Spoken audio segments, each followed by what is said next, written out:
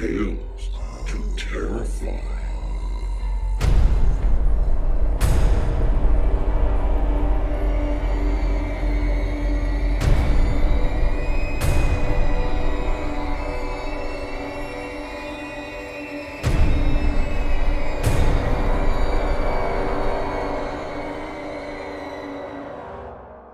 Good evening, children of the night. I'm back from a few days in Ohio, thank you, to those who asked. It's nice to be back in the Shenandoah here in Virginia. Managed to get a pickling crock from the Rainersville flea market. Looks like a star pottery piece from Crooksville, Ohio. I mention this because they stamped their pottery with a cobalt blue pentagram. How strange, But let's get on to our fiction for the evening. Nina Allan was born in Whitechapel, London, and grew up in the Midlands in West Sussex. She studied Russian literature at the University of Exeter and Corpus Christi College, Oxford. She wrote her first short story at the age of 6. Her inspirations include Vladimir Nabokov, Iris Murdoch, Joyce Carol Oates, Paul Auster, J. G. Ballard, Robert Bolano, M. John Harrison, Shirley Jackson, Callie Link, and, of course, Christopher Priest, her partner and first reader. They live and work in the Taw Valley area of North Devon. Her stories have appeared regularly in the British speculative fiction magazines Interzone, Black Static, and Crime Wave, and have been featured in many anthologies including Best Horror of the Year No. 2 and No. 6, the year's Best Science Fiction No. 28, the year's Best Science Fiction and Fantasy 2012 and 2013, and Best British Fantasy 2014. Her story, Angelus, won the Aon Award in 2007, and her novella Spin won the British Science Fiction Association's Award for Best Short Fiction in 2014. Her novella, The Gateway, was a 2014 finalist in the Shirley Jackson Awards, and the French edition of her story cycle, The Silver Wind, published by Editions Tristram as Complications, won the Grand Prix de l'Imaginaire Best Translated Work Short Fiction category in 2014. Her novel, The Race, was shortlisted for the 2015 BSFA Award and for the Kitschy's Red Tentacle. And now, let's hear Nina Allan's The Elephant Girl.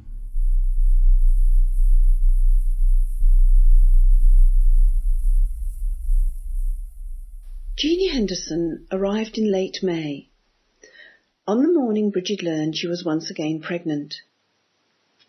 Bridget wondered later if that was what started it, if all her reactions that day were a little off-kilter.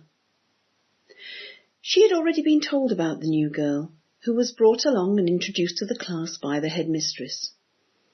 Bridget smiled her best, "Hello, I'm your new teacher," smile. Jeanie stared stolidly back at her, with unfathomable mud-coloured eyes. What an ugly child, Bridget thought. She's like the bad fairy at the christening of the Sleeping Beauty. She tried to banish the thought, but it wouldn't go. She'd never taken an irrational dislike to a child before, but Jeanie Henderson gave her the creeps, and as the morning wore on, she found the girl's presence in her classroom increasingly distracting. If her behaviour had been disruptive, she would have known how to cope. As it was, Jeanie sat meekly in the place she'd been allocated, her mouth hanging slightly ajar, her features so immobile there were moments when Bridget caught herself wondering what would happen if she went up and slapped her. She's like a horrible plastic doll, Bridget thought. The kind you get given for Christmas when you're 10 and never play with. When she tried asking the child a question, her eyes rolled blankly in her head like stone marbles. Jeanie Henderson had a pudgy moon face and mousy hair cropped in a straight line across her forehead. She was 8 years old, a full year younger than most of the other children in Bridget's class. But Bridget had been forced to take her because, apparently, she was ahead in most of her subjects. She was a misfit in other ways, too. It was true she'd had a tricky start. Joining a class midway through term was something even the most confident child would find difficult. But that was far from being the sum of her problems. On the Friday of her first week in school, Bridget found herself staring at Jeanie and thinking how old she looked. A peculiar, shrunken old woman with nasty lumpen features and a secretive soul. A witch that would slap a curse on you the moment you crossed her. That was ridiculous, of course. She was just a child. The other children called her the Elephant Girl. Jeanie Henderson wasn't fat exactly, but she moved as if she was, stiffly upright as a plump little penguin, and with her arms projecting just a fraction to either side. She wore heavy black shoes with square buckles, the kind of shoes that should have had cripple stamped in capital letters on the lid of the box. It was difficult to stop the other children from teasing her, and on those days when she was particularly tired, Bridget found herself pretending not to notice what was going on. One lunch hour, when she was on playground duty, she came outside to find a dozen or so of the rowdier youngsters standing in a circle around Jeanie Henderson and pelting her with gravel. The stones bounced off her stomach and thighs in a way that reminded Bridget of the wooden Aunt Sally at the county goose fair you could pay to throw steel quoits at and win a prize. Jeanie made no attempt to escape or defend herself. Bridget forced her way through the circle and grabbed her roughly by the hand. "For goodness sake, stop it," she said. She marched the girl briskly inside. She felt taut with anger, not so much with the other children as with Jeanie. It was as if she set out to be bullied, as if she deliberately brought the whole thing on herself. Bridget could not get rid of the feeling that Jeanie Henderson was a bad omen. And as the term progressed, the idea began to root itself more firmly inside her head.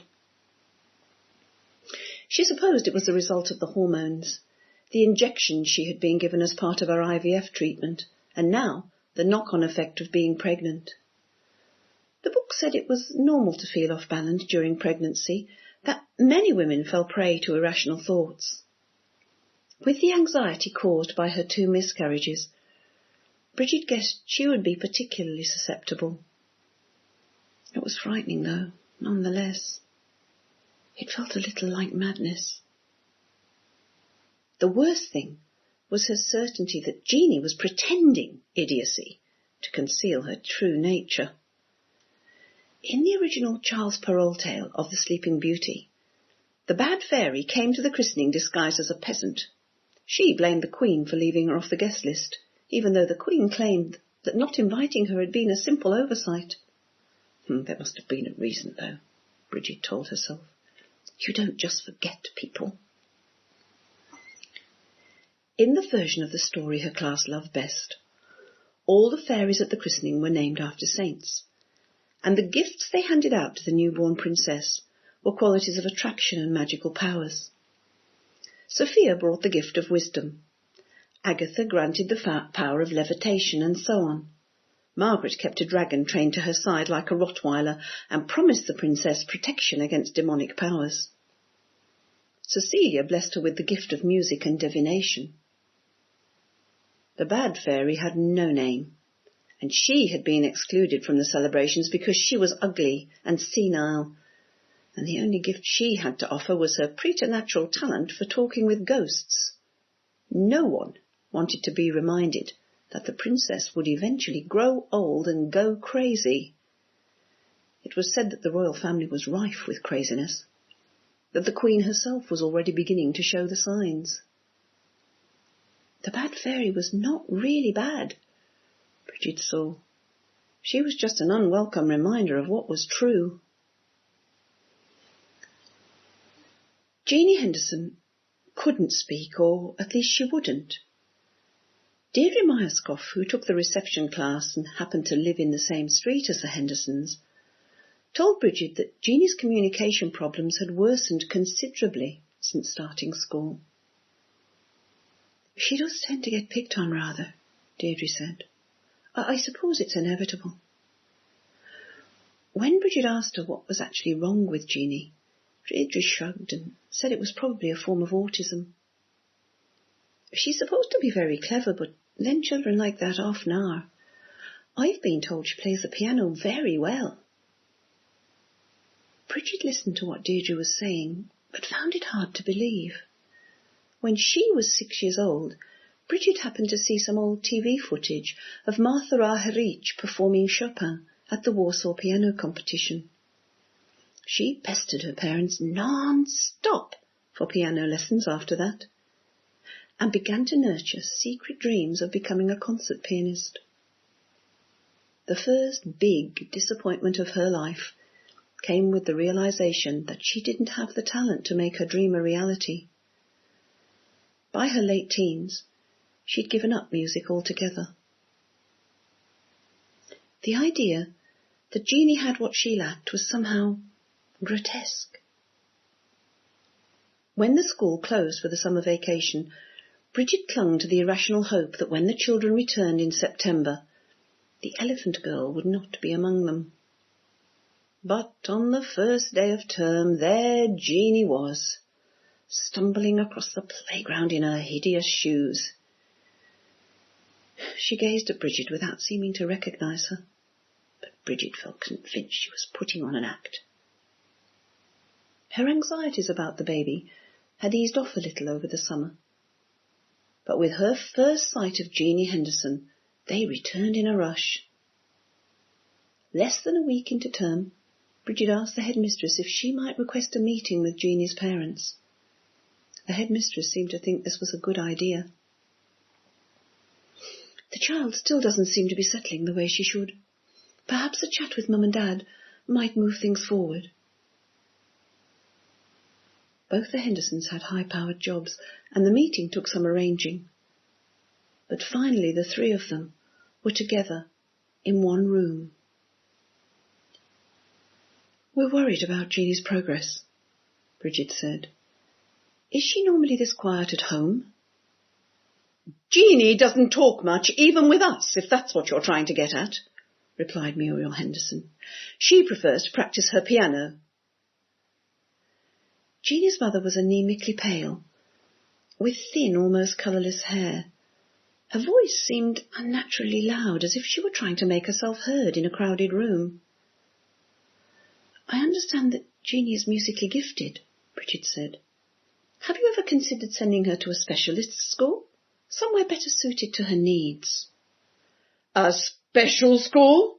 boomed Brian Henderson. "Are you trying to imply that Jeannie is retarded?" Brian Henderson was some sort of scientist, a large man, with a florid complexion and heavy jowls. He looked to Bridget as if he were heading straight for a heart attack. He hovered a few inches behind his scrawny wife, as if he were trying to use her as a human shield. "Of course not," Bridget said. "In fact, she's ahead of her class." She fought the urge to hiccup. She'd come to recognise her hiccups as a sign of approaching nausea and another bout of the morning sickness that continued to plague her, even though the books insisted it should be starting to ease off by now. When she made tentative inquiries about who looked after Jeannie when they were at work, the wife barked out the name of a foreign au pair. The au pair had already been mentioned several times by both parents, but Bridget seemed incapable of remembering her name for more than 5 seconds. Her memory felt increasingly unreliable since the end of summer. She'd heard pregnant women described as being away with the fairies. She supposed this haziness with facts was one of the symptoms. She was beginning to sweat.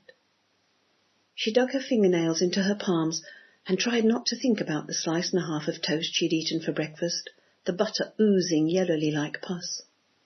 Would you excuse me for a moment?" she said, and hurried out of the room. She reached the ladies' lavatories just in time. She sank to her knees beside the toilet bowl. The close odour of spent urine brought her stomach contents rushing upwards in a hot, pale stream. She stifled a sob. The Hendersons were strange people, almost as strange as Jeannie. She didn't like them. She had been stupid to expect their sympathy. The thought of them waiting for her just along the corridor made her heart flutter inside her chest like a panicked bird. She stood at the basin and rinsed out her mouth, splashing water on her burning face. When she returned to the classroom, she found the Hendersons standing exactly as she had left them. It was as if they'd gone into suspended animation as soon as her back was turned, snapping back into life only when she was actually there to see them.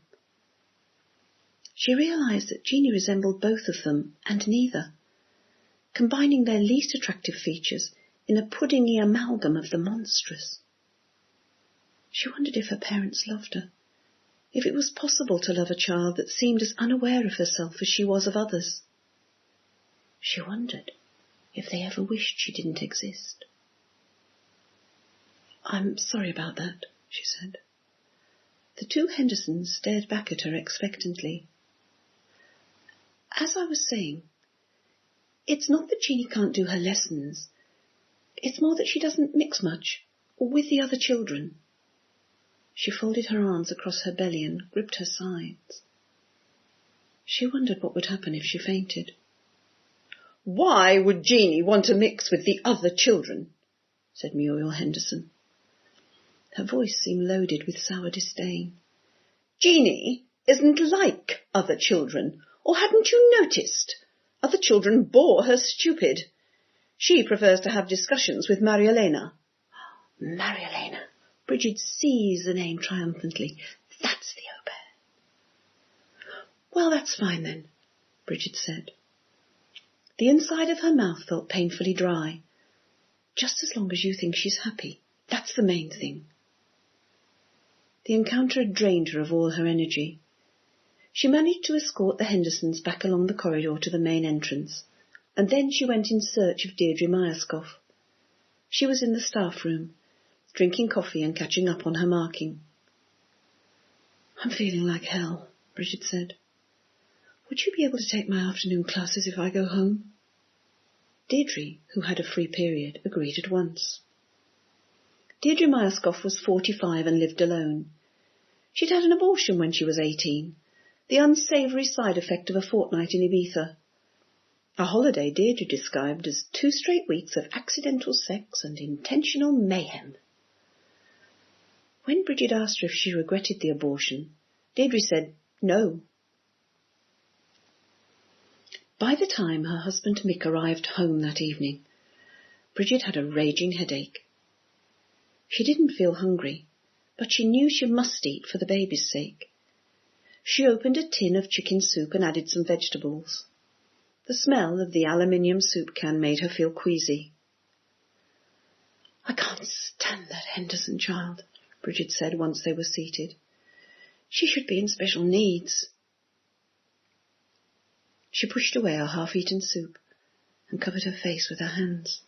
She'd hoped that telling Mick how she felt would help to disperse her anxiety, but it had not. "Is she interfering with the rest of the class?" Mick said. "If she is, then you must speak to the head. You shouldn't have to take on extra work." He carried on eating his supper, his spoon rising and falling in the bowl like a mechanized tool. Bridget thought with irritation of Jeanie's immaculate exercise books, the dense, crabbed hand that made her assignments look as if they'd been completed in a foreign language. The girl couldn't seem to master joined-up writing, but so far Bridget had been unable to find so much as a single spelling mistake. "She's not behind, so I can't say anything. I don't want people thinking I can't do my job." She rested her cheek against the polished surface of the table. Its smoothness seemed to block the pain in her head, at least for a while. "I'm going to bed," she said. "I'm exhausted." "I don't want you getting upset," Mick said. "Remember what the doctor said." "I'm not upset. I'm just tired." The doctor had told her repeatedly that she needed to relax, that her anxiety was becoming part of the problem. She had not exactly accused Bridget of sabotaging her pregnancies, but Bridget thought she'd come pretty close. "Stop fretting about the baby. The baby will look after itself if you leave it alone. The doctor kept glancing at Bridget's records on her computer screen, her striped green smock stretched tight over breasts the size of cow udders. Dr. Buck had 4 children, 2 of them already grown and attending medical school. Bridget thought she could afford to relax. She tried to imagine a future in which her visits to Rose Buck's surgery were part of her past.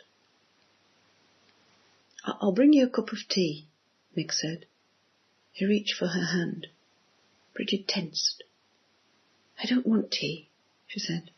"I think I'll just read for a bit." "Well, let me know if you need anything." He brushed her cheek with the back of his hand. His skin was rough, corroded by the repeated actions of turpentine and masonry dust. It was Mick's overtime on the construction sites that had paid for their baby. Mick hadn't been out on the town in more than 6 months. He insisted he didn't miss it. Oh, but sometimes Bridget wished he would just go. Not just out with his mates, but away, completely. Perhaps, if she were left in peace, her child would survive. An image rose in her mind of Jeannie Henderson, coming down the school steps one at a time, seemingly oblivious to the sniggers and catcalls that followed her progress. She's a tough little beast, Bridget thought. I wonder what keeps her going. A child that no one wanted, yet so obstinately insisted on being there. She read 3 pages of the Kreutzer Sonata before falling into a fitful sleep. She kept dreaming that the curtains were open and that people were staring in at her from outside. When she awoke next morning, she felt more tired than she had been when she went to bed. At assembly, the headmistress told the children she had a surprise for them. A former pupil of St. Saviour's would be coming to pay them a visit and give a special concert. She's the pianist, Naomi Walmer. Some of you may have seen her recently on television. We're very proud. She was once a member of our school. The children, prompted by Deirdre Myerscough, began to clap. Bridget saw to her amazement that Jeannie Henderson was clapping too. It was the first sign of animation she'd ever shown, although Bridget could not believe she even had the faintest notion of what she was clapping for. She closed her eyes, overcome by vertigo, the sense that her insides had become the world and that if she didn't climb out of them soon, she would be lost forever.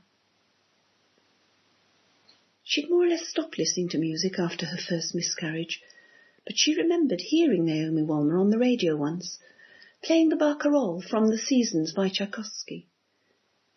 The announcer had referred to her as a child prodigy. Cecilia, Bridget thought restlessly, the patron saint of music and divination. The edge of the plastic seat was digging into her back. She didn't know she'd fallen asleep until one of the other teachers nudged her awake. The following morning, she and Mick went to the clinic for her 5-month scan. When the scan technician asked if they wanted to know the child's sex, Mick looked uncertain, but Bridget answered yes almost at once. It's a girl, said the technician. I'll print you off a photo in a moment. She used a pencil to point at the screen, indicating the baby's heart and lungs, the bunched-together knees, the heart-breaking curve of her spine. Bridget was not surprised by any of it.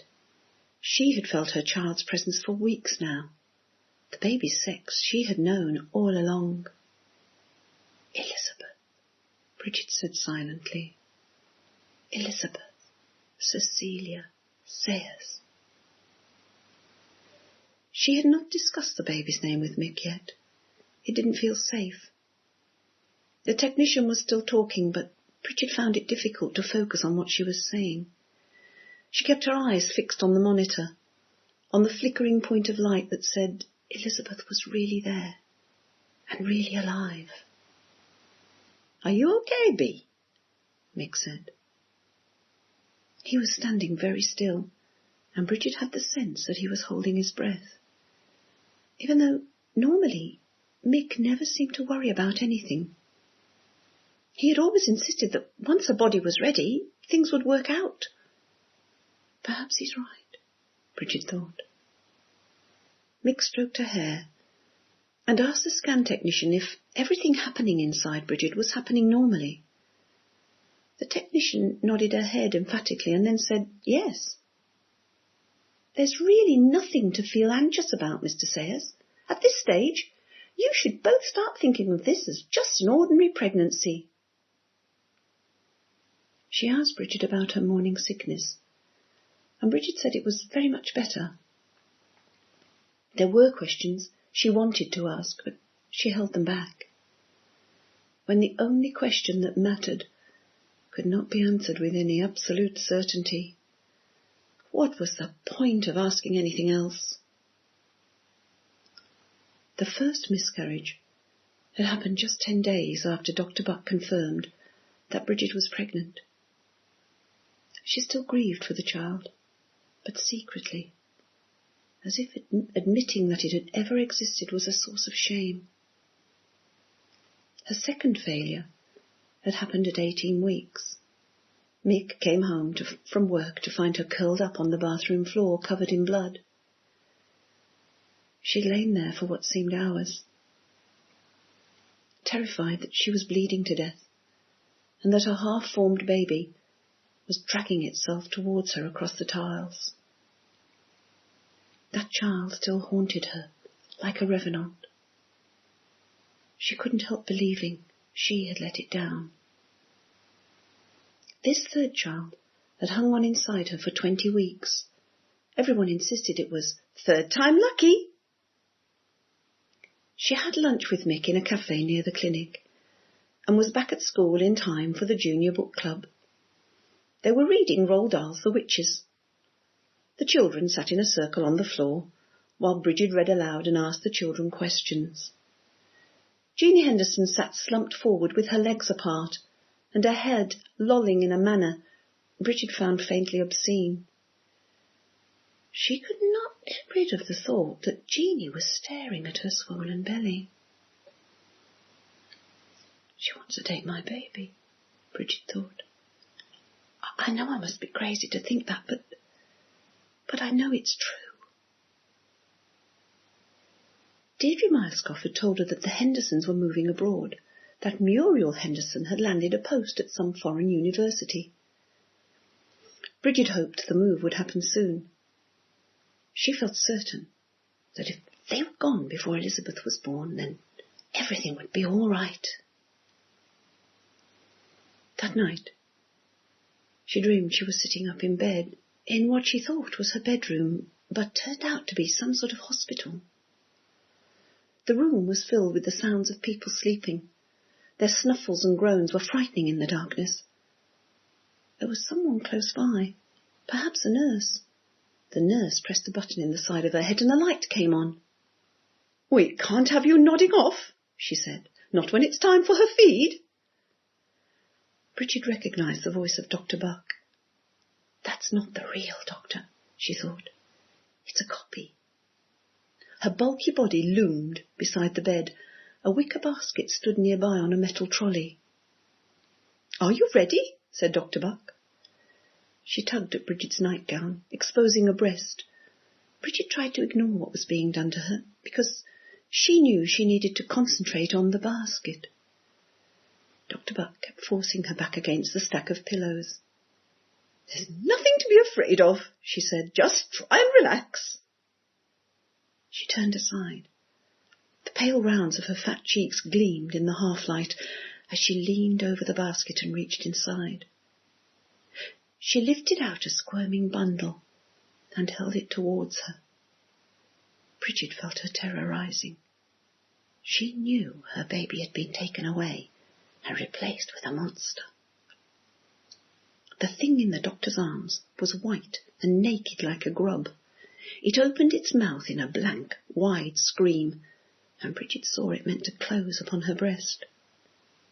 She tugged at the blankets in an attempt to cover herself, but the blankets were gone, and so was her nightgown. The creature thrusted towards her, swivelling its bulging head on its fat white neck. "Maggoty," said Dr. Buck brightly. "This is one hungry little elephant." Bridget's eyes filled with tears. She found that she could no longer move, that she was attached to the bed somehow. In the instant before she woke, she realised that the thing in the doctor's arms was Jeanie Henderson. She lay there in the darkness, heart pounding. Her face was wet with tears, but she couldn't get away from the thought that they were not real tears. They'd strayed over from the dream, which meant that at least part of the dream must have really happened. She shuddered. She drew her arms across her belly and breasts and found that she was naked. She couldn't remember taking off her clothes. An image came to her of the fat white doctor tugging at her nightgown, hot hands groping. It was 3 o'clock in the morning, always the worst time. Mick lay unconscious and faintly snoring at her side. It came to her that Jeanie was out there somewhere, that she was responsible for her nightmare, that she had made it happen. Why, though? Bridget thought. Why would she do that? The answer came back at once. Oh, because she's jealous. She wants the whole world to be as ugly and awful as she is. She eased out the drawer of her bedside cabinet and took out her iPod. She put on the headphones and switched to radio. The World Service came on, a programme about the pianist Maria Udina. Udina had made radio broadcasts from Moscow throughout the war. She'd even dared to argue with Stalin about the existence of God. Bridget didn't believe in God, not really, but she thought she could believe in Saint Cecilia. She listened to Udina playing Bach's Chromatic Fantasia and tried to imagine what it had been like recording Bach's music in a tiny basement studio while German soldiers poured over the border in a dull grey flood.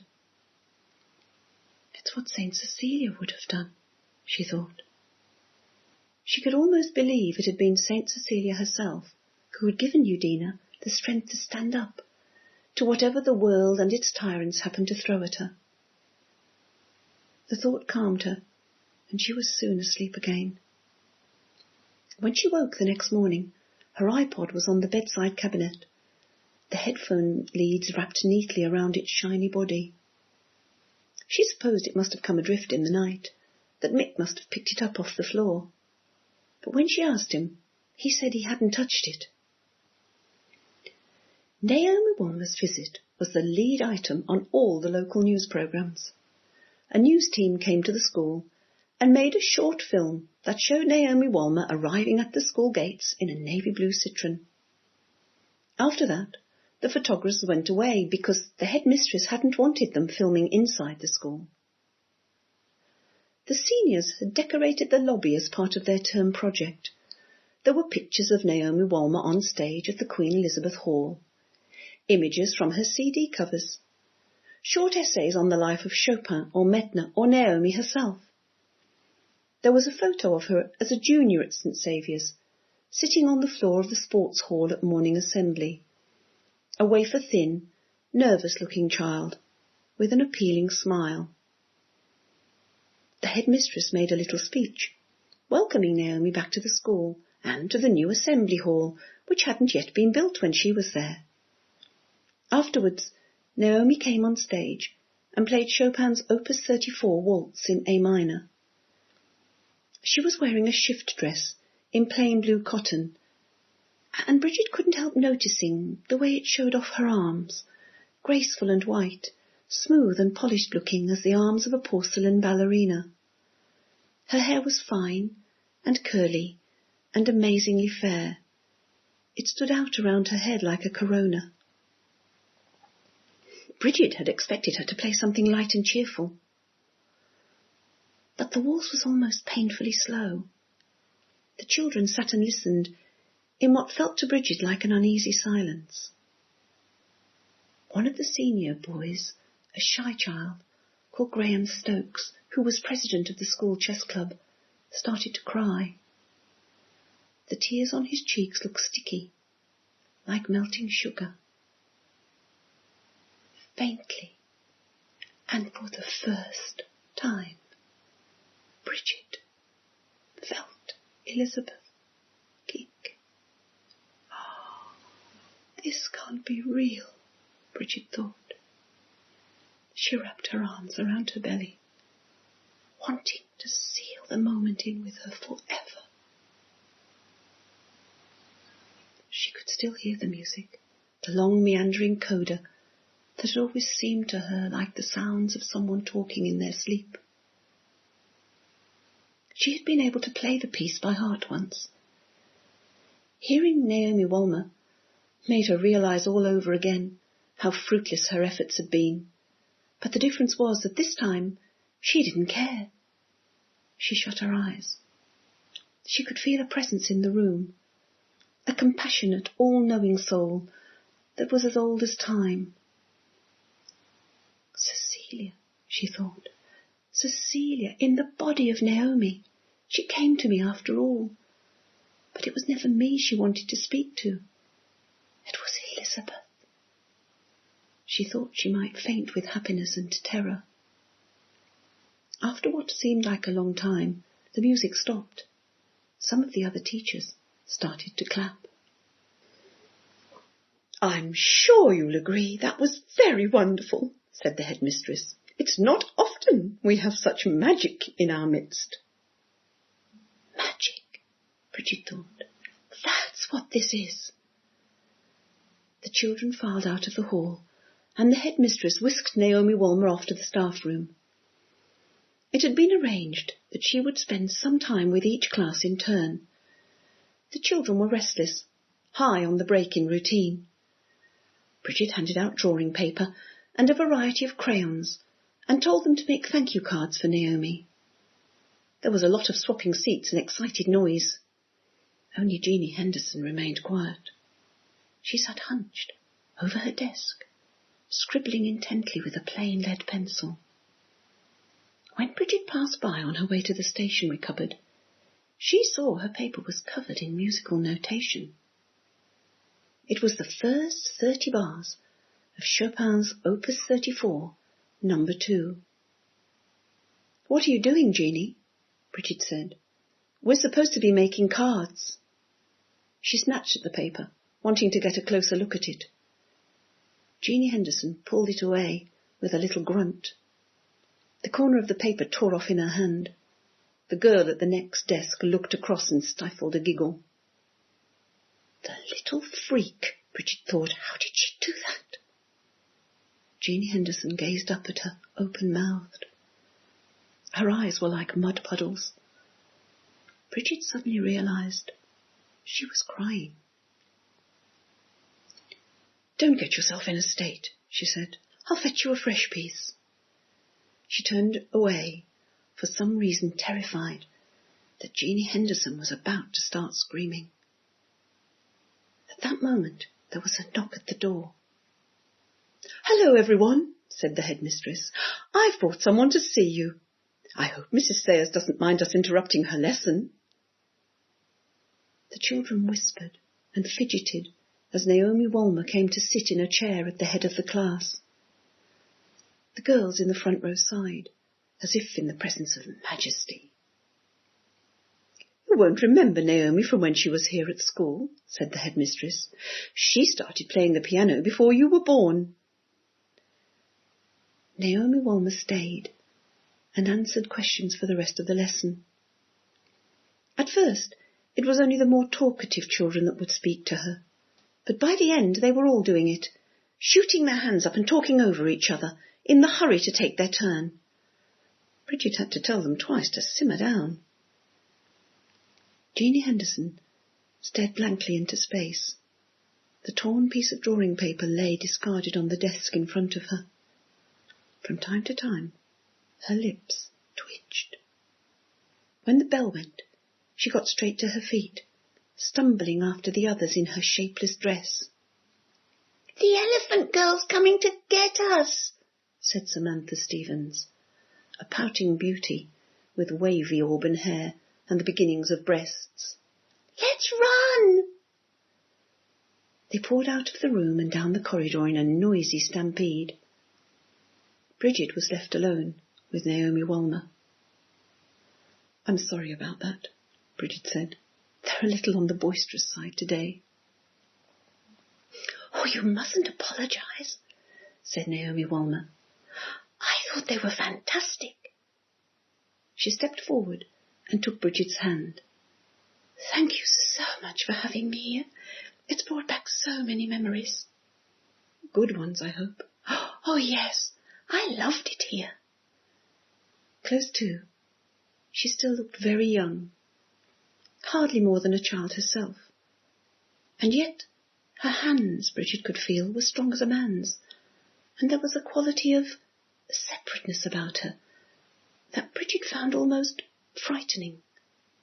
It was as if she could sense the music curled inside Naomi Walmer, the way Elizabeth was curled inside herself. "When's it due?" she said. She glanced down at Bridget's belly and smiled. "Not long now," Bridget said. Just under 8 weeks." "You must be very excited." "Yes," Bridget said. "I am." She realised it was the first time anyone had spoken about her pregnancy so openly. People were afraid of upsetting her, of saying the wrong thing. Even Mick had stopped trying to communicate with her on anything more than a practical day-to-day level. She knew this was her fault, just as she knew Mick still loved her. But Naomi Walmer's innocent remark seemed to open up the world to her. Her words were like a blessing, like a gift. It made it possible for her to believe that Elizabeth was really going to be born. She showed Naomi Walmer the way back to the staff room, and then went out of the side door and onto the playground. It was a marvellously bright October day. The sky was stretched tightly above the rooftops like a swathe of blue cloth. Children chased each other across the tarmac, or sat together in groups beneath the trees. There was no sign of the elephant girl. And for the first time ever, when she thought about Jeanie Henderson, Bridget felt a twinge of remorse. If only Elizabeth can be okay, I'll find the courage to start from the beginning again with Jeanie. Courage? The word puzzled her until she realised it was true. She had never hated Jeanie. She had been afraid of her, frightened she could harm Elizabeth by her very existence. She made her way back inside, meaning to go in search of Jeanie and bring her outside into the sunshine. Suddenly, she became aware that she could hear music. Somebody was playing the piano. Bridget followed the sound along the corridor and right up to the closed double doors of the school assembly hall. She pushed the doors open, suddenly nervous. The tall windows along the side mirrored themselves in pools of light across the parquet floor. Jeanie Henderson was seated at the piano.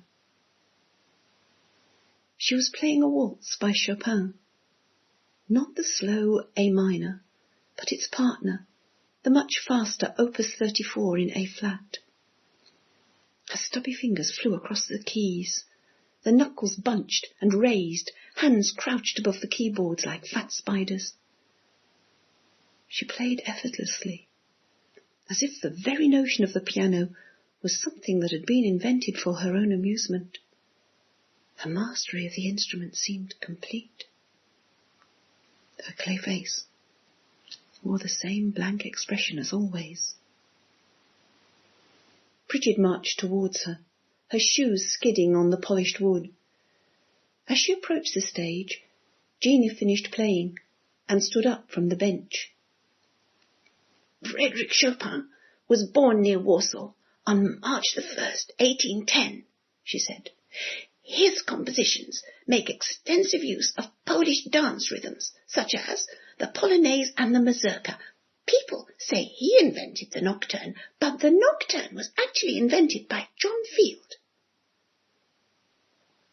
Her voice had a gravelly quality, like that of a very old woman. She slowly put out a hand to touch Bridget's belly. Your baby likes music already, I can tell, she said. Your baby will be just like me. Bridget slapped Jeanie hard across the face. The slap made a cracking report like a gunshot, and for a second Bridget saw the imprint of her fingers outlined in red across the girl's plump cheek. How dare you? She said in a whisper. That's a lie. Then she felt herself begin to bleed.